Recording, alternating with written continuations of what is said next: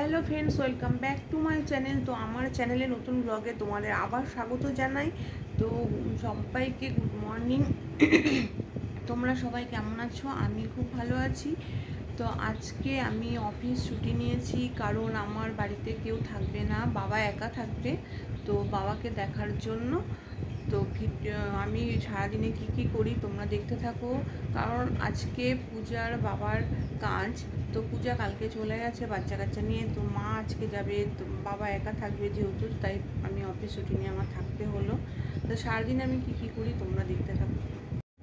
এই যে আমি এখন চা খাচ্ছি, চা করে নিলাম, ভাইকে দিয়ে আসলাম আর আমি এখন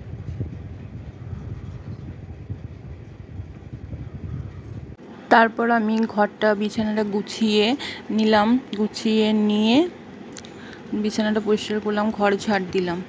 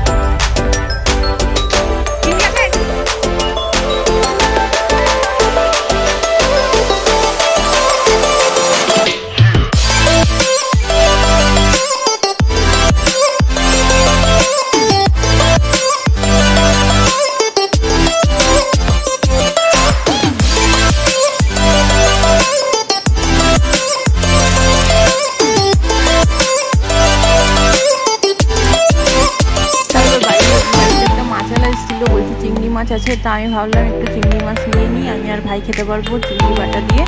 তো চিংড়ি মাছটা কিনলাম, কিনে ঘরে বাটা মাছ ছিল, তো বাটা মাছটা বের করে নিলাম।